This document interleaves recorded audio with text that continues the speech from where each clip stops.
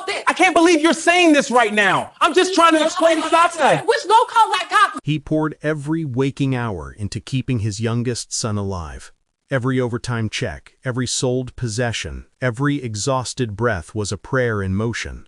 For Marcus Hayes, that surgery fund wasn't just numbers in an account, it was oxygen. But in the spring of 2025, that oxygen ran out. And when Marcus discovered the $92,000 scraped together for the operation had vanished into the purchase of a gleaming new SUV, something deep inside him simply stopped. Authorities would later call it the kind of betrayal that hollows a person out in a single heartbeat. A betrayal that ended a marriage, scattered a family, and left 2 kids growing up with neither parent at home. Welcome to Crime Vault Stories. Thank you for being here. Stay tuned for stories that hit harder than headlines ever could. Hit subscribe so you never miss one. Marcus Hayes came up on the east side of Memphis, Tennessee, in a neighborhood where folks patched roofs with tarp and pride, and nobody threw anything away that still had a little fight left in it. Born in 1980, he was the middle child of 5, quiet from the cradle, the kind of boy who could sit for hours watching his daddy, Earl, nurse a dying Chevy back to life under a single droplight. Marcus learned young that most problems don't shout, they just wait for steady hands and longer nights. At 14, he could drop a transmission faster than boys twice his age, and by 17 the whole block trusted him with keys before he ever held a real paycheck. That was Marcus, solid, deliberate, the man who carried more than he ever admitted. Grown-up life didn't loosen that grip. He moved through days like clockwork, same alarm, same route, same long hours at the shop, same emotions locked down tight. Customers loved him because he'd send them home with nothing done if nothing needing doing. Co-workers loved him because he never lied, never cut corners, never raised his voice. But the same steadiness that made him reliable also made him silent about pain, turning every setback into another brick on his back. People who knew him best said his pulse ran slow and even, never guessing the pressure building underneath. Lena Hayes was fire where he was stone. Born in 1985 in nearby Cordova, she lit up rooms without trying. Warm laugh, quick smile, the woman everybody wanted to stand next to. Early 20s, she worked the front desk at a busy hair studio, thriving on the chatter, the music, the constant motion. Marriage and babies softened her edges, but also dulled the shine she once wore so easily. Over the years, she started feeling erased, like she'd traded the version of herself people noticed for a life of laundry and bills. The fear of getting older crept in quiet. Extra minutes in the mirror, late-night scrolling influencers half her age, a growing ache that the best parts of her were already behind her. Money only tightened the knot. The gap between what they needed and what came in kept widening, and the future she once pictured slipped further away. Lena wanted spark, attention, proof she still mattered, long before she admitted how dangerous that want could be.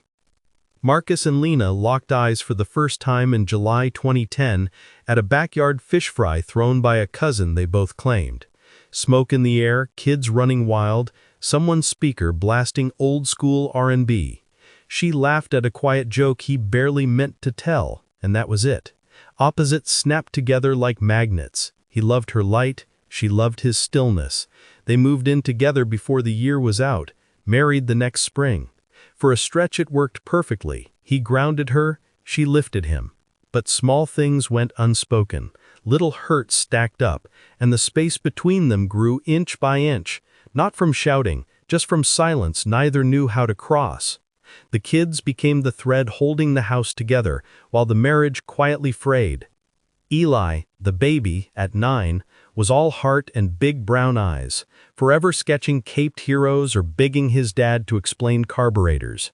In February 2025, he was diagnosed with a rare valve defect that turned every parent's nightmare real.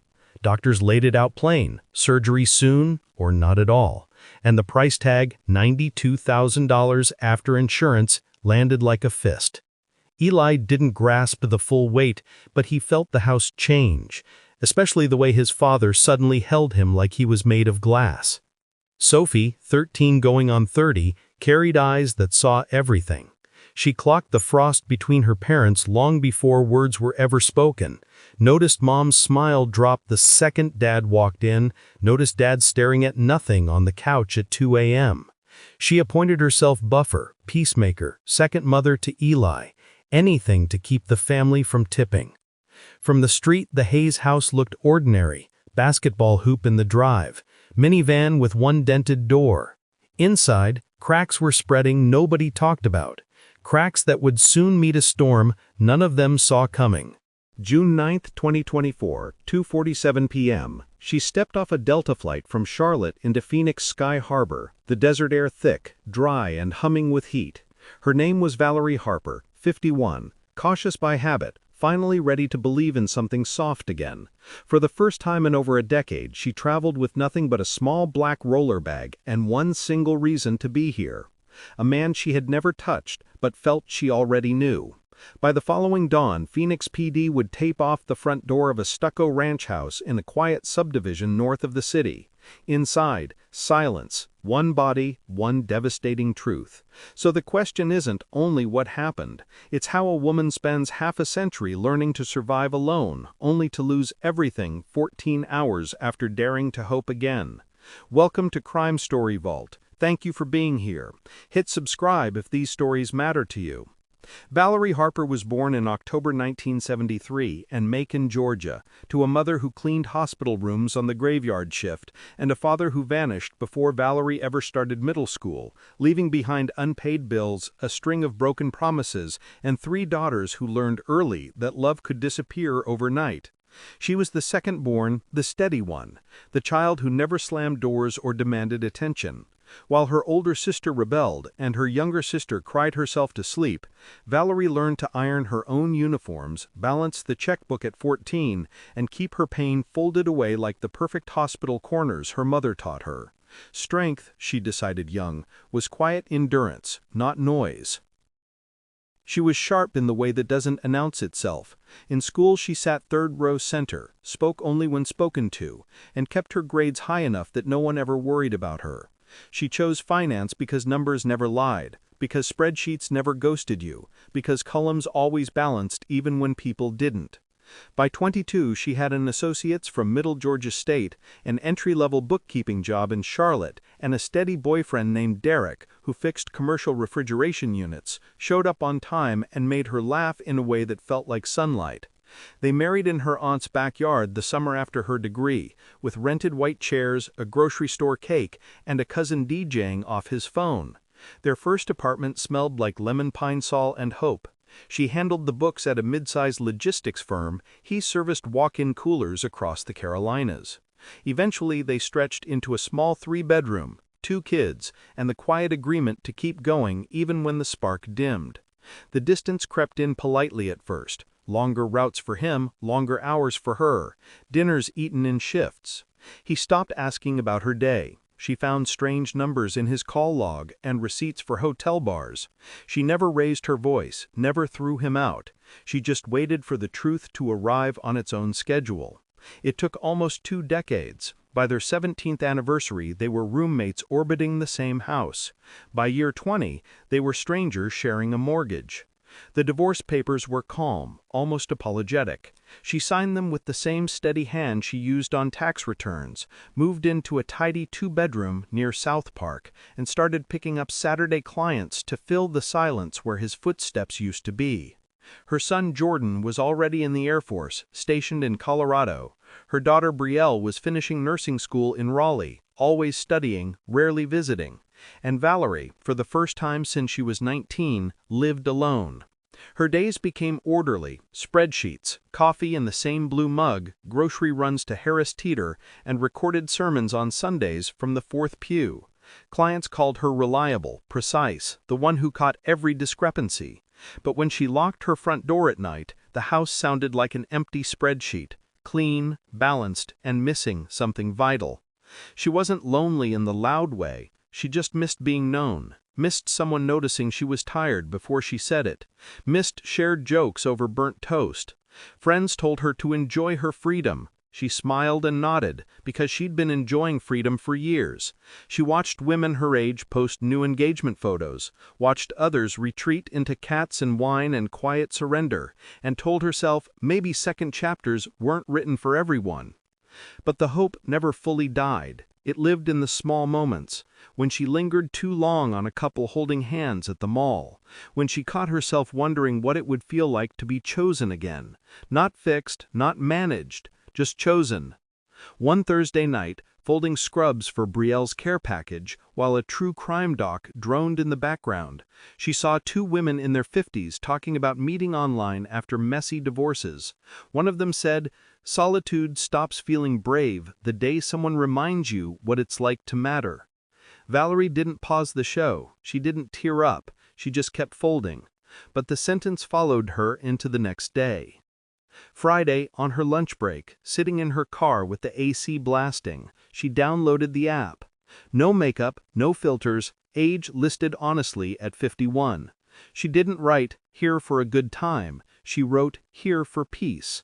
She didn't tell her kids. She mentioned it offhand to her older sister over sweet tea. Just curious what's out there. When her sister asked what she wanted, Valerie shrugged into the phone. Someone who says good morning and means it. Someone who wants the real me, not the fantasy. Her sister warned her to be careful. Valerie laughed softly. She had spent her entire life being careful. That night she left the app open. She didn't swipe, she just waited. By morning, one message waited. A single word, serenity. Have you ever let a stranger hold your hope before you ever held their hand? His name was just Malik. One photo, clean fade, trimmed beard, broad shoulders under a plain gray tee, eyes that looked straight into the camera like he had nothing to hide. Bio, faithful, patient, becoming. No gym thirst traps, no cliches, just calm. Valerie noticed the stillness first. She swiped right but didn't message. At 7:58 a.m. the next day, her phone lit up. "Good morning, beautiful, serenity." She smiled before she could stop herself. That was the beginning. Malik's texts arrived like clockwork, thoughtful, scripture-tinged, never pushy. He asked about her childhood, her mother's favorite hymns, what disappointed her most about marriage, what she still believed about love. He listened like he was taking notes. He spoke about his own healing season after a bad breakup and losing his warehouse job. Said he was 29, living alone in North Phoenix, journaling, cutting out toxic people, and learning to be the man a good woman prays for. It felt deliberate, mature, safe. They moved to late-night FaceTime. He kept his camera steady, voice low, called her queen, sent voice notes of affirmations and prayers. He never rushed intimacy. He said things like, "I know how to cover a woman who's already whole."